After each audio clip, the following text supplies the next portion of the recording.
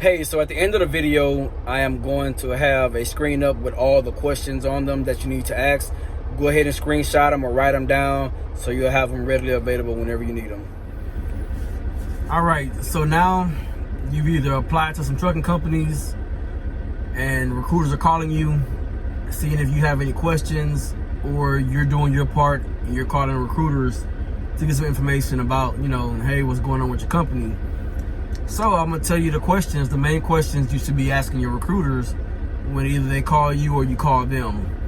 So pretty much everything comes down to money and home time, point blank period, to the point.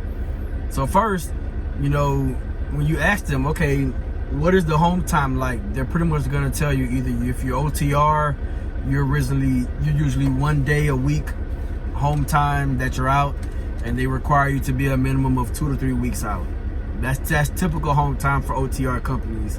All right. So you'll ask them, hey, do you have any dedicated accounts in my area? Wherever you live, do you have any dedicated accounts that'll either get me home during the week, get me home every weekend, get me home every night, because you're going to have guys that come out of CDL school they're going to either go straight local, regional, OTR, dedicated account, So you ask them, hey, do you have any dedicated accounts in my area? If they do, they're gonna they're gonna have a little something that they read off of, and it'll pretty much, they should eventually send it to you, so you'll know exactly what it is, right? They'll tell you what the cent per mile is, whether it's cent per mile, if it's paid hourly, percentage. They'll tell you all that, right? So if you're going OTR, you're more than likely 95% sure you're gonna get paid a cent per mile. Hey, how much am I getting paid? What are you guys offering to pay me to be out away from my home? And to be honest with you guys, if I were you, I wouldn't accept anything lower than 38 cents a mile, or maybe 37 cents a mile. If they can run you at 3,000 miles consistently every week, then honestly, I think 37, 38 cents should be the low point. Anything lower than that, to me, it's not even worth running for. All right. So then when you're on the topic of cent per mile, you're going to ask them, okay, how often are the raises? Is there a top scale that, if I'm here for let's say 5 years, am I going to consistently continue getting raises? Or once you reach a certain point, then that's it? Okay. Because where I'm at, because I have all my endorsements, I'm at the top percentage. So if I stay here 6 months, or if I stay here 20 years, I'm gonna forever make the cent per mile that I'm making right now. Okay. So next, then like I said, you'll ask them how often are the raises? Are the raises every 3 months, 6 months, every year? They'll tell you. So then you're gonna ask about detention pay. So if you don't know what detention is, it's pretty much if you're held up at a customer, most places they will give you detention after 2 hours. So you'll ask them, do you pay detention? Majority of the time, if you go into a mega carrier, you'll probably be dropping hooks. Pull up to a location, they tell you where to drop the loaded trailer, go pick up an empty trailer, and roll on out. That right there should take you no more than about 45 minutes. And once you get the hang of it, you can probably do it in about 20, maybe even less, depending on how big the facility is. If it's like Walmart or maybe P&G or something like that. So after you find out the detention pay, if they have it, okay, ask them how much, and is there a limit? So some of them will say, oh yeah, we pay you detention after 4 hours, but only up to maybe 4 hours. So then after that, then it's like, okay, so then what? You don't know. So you don't know till you ask. So then after you find out if or not you have detention pay, then you ask them, hey, do you have layover pay? Pretty much meaning if you're sitting for 24 hours, am I getting paid? And that layover pay could be from anything, or waiting for a load, sitting at a ship or a receiver. Anything can happen out here. And it's best to know what you're going to get paid for. Because if you don't know, more than likely they're not going to tell you. And they're not just going to be out there handing out money to you. Okay, so you have to do your part. You have to do your due diligence, man. And you have to ask all these questions. All right. So then after breakdown pay, you'll ask them, okay, what kind of truck am I going to be driving? Or what kind of truck do you guys have? Majority of the companies run Freightliner Cascadias. Some I have Volvos. Like this, I'm in a Volvo 760 right now. Some of them will have Kenworth T680s, or the Peterbilt's 579s, you know. So those are like the 4 major trucks that you could possibly be put in.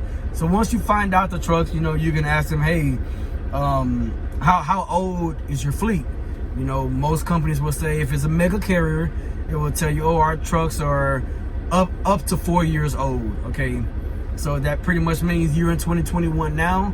So you could possibly be put into a 2016 or 2017 all the way up to a 2021. I guess depends on whatever they have available. You know, you can ask them, hey, what are your trucks governed at? You know, you want to know how fast you're going to be going, so you can go ahead and start calculating in your head. All right, if the truck is governed at 65 miles per hour, you know, I can do my calculations to see how many miles I could possibly average a day if they keep me running. Okay, so then you can also ask them, hey, do the trucks have APU? If you don't know what an APU is, an APU is pretty much a generator on the back of your truck somewhere, whether it's diesel powered or battery powered. If it's battery powered, it's an EPU. If it's diesel powered, it's an APU. Pretty much a generator that will allow you to not have to idle your truck. So then you can have AC inside the truck, you can have heat. It'll keep your engine oil warm. It'll keep your coolant flowing so it won't freeze over. It'll also keep your batteries charged. It'll also just give you power to the truck without the truck actually being ran. So like I said, it's just a generator. If you know what a generator is, pretty much what an APU is, and it's already hooked up to the truck, and it uses, you know, diesel. So you don't have to go out there and pour anything to it. It's already connected to your fuel tank.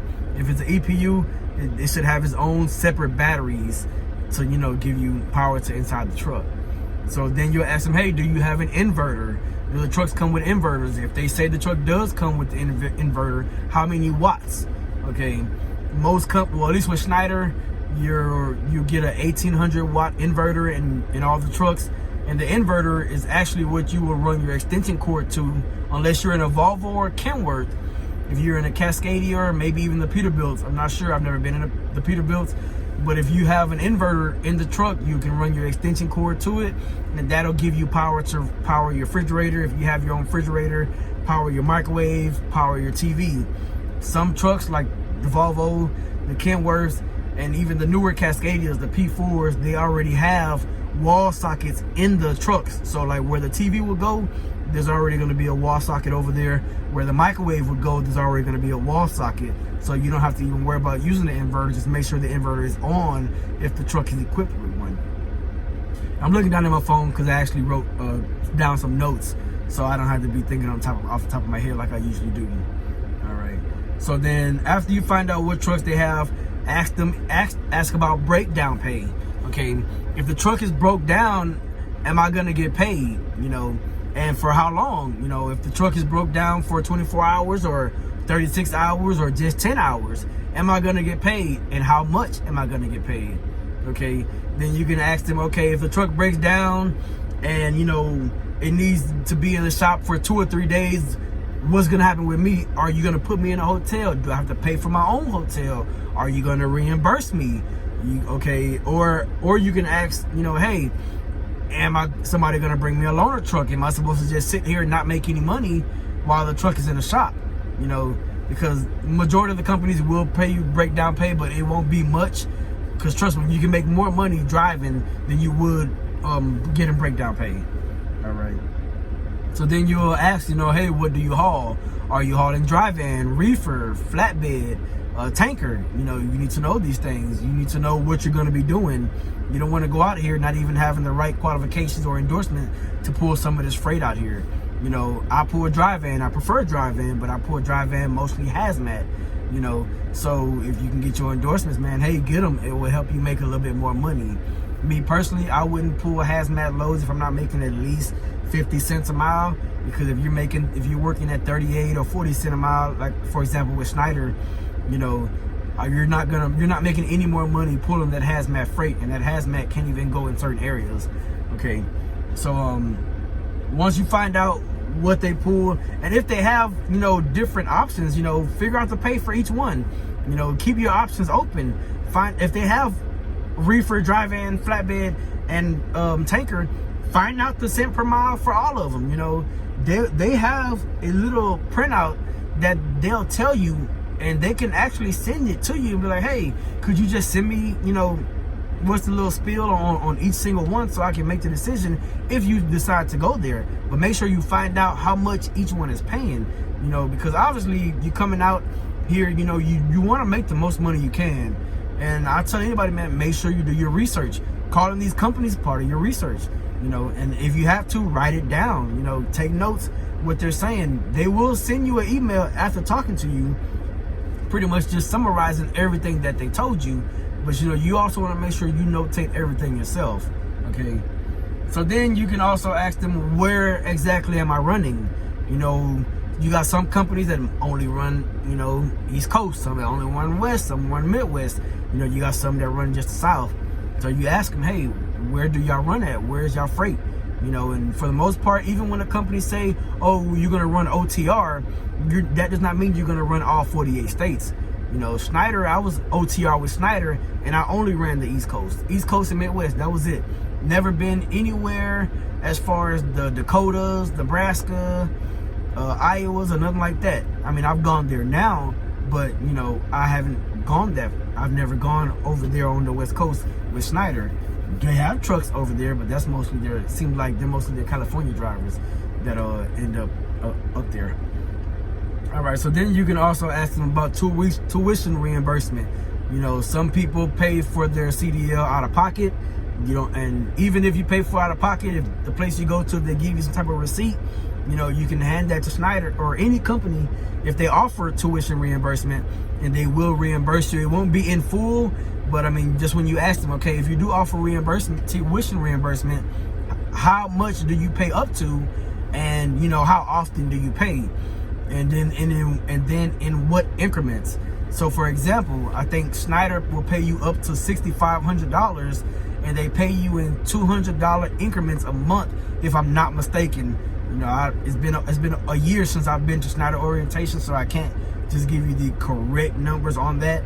But for the most part, most companies will pay you up to about $6,000 in tuition reimbursement, and they'll pay it out monthly, and you know, just in so many amount, until, you know, it's just pretty much paid out.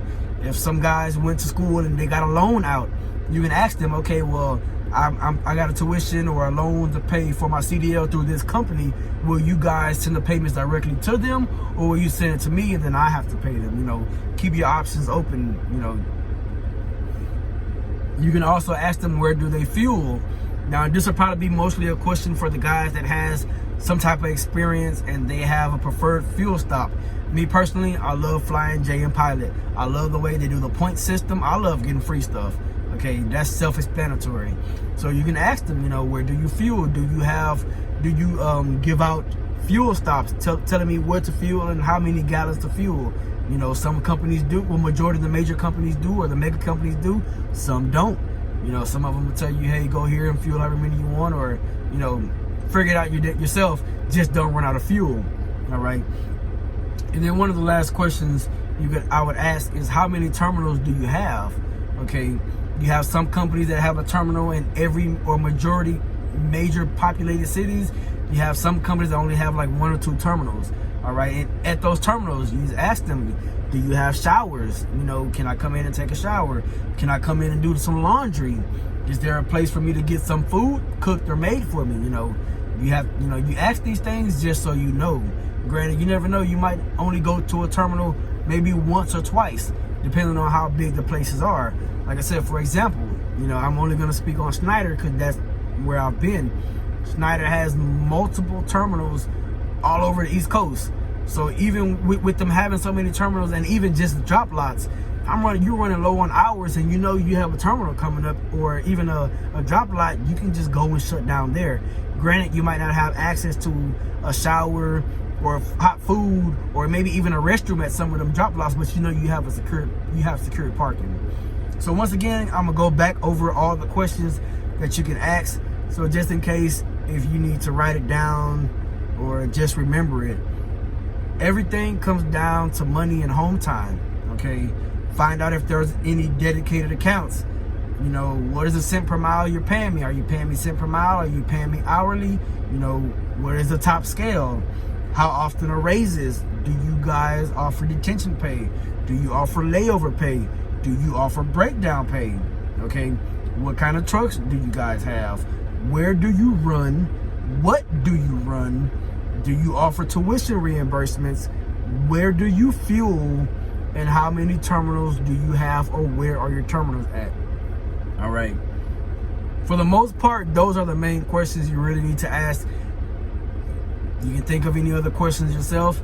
Go ahead. Don't be afraid to drop them in the comments down below. Hey, while you're at it, don't be afraid to like the video, subscribe to the channel, share it to any other people you know that maybe is new in the trucking, whether it's any trucking groups or any chat groups, or even if you're in trucking school, man, if this video helps, go ahead and share it out so you know it can help the next person. All right, so I appreciate you guys for watching the video. Stay tuned to the next one. Hey, I forgot to add this, but for the guys that don't have CDLs, you don't have a CDL, you need to be asking them, you know, do you offer CDL training? Okay, if they say yeah, which majority of the mega carriers do offer CDL training, you need to be finding out how long is the CDL training. You know, majority of them you're gonna have to sign a contract stating that I'm gonna work for you for so many months, which is usually 9 months or a year, and I won't have to pay that. You won't have to actually pay for getting your CDL because you're paying it off working for them. Okay, you also need to ask them, so if I don't complete my 1 year or my 9 months or whatever contract that they're making you sign, you know, what is the process of breaking that? So, you know, are you going to send me to collections? Are you going to sue me? Are you going to get a lawyer? Is that going to stop me from getting, you know, going to another company? You know, also you need to ask them, how long am I going to be out with a trainer? You know, for the female drivers, you know, some of you females may prefer to be trained by another female. Some probably just don't care and just want to get, you know, on their own and on the road. So yeah, I did forget to add that in. Added it now. That's mostly for the people that do not have a CDL. Okay, you need to make sure you find out if they offer the training, how much is it, how long is the training, if I have to sign a contract for how long is the how long am I going to be out with a trainer?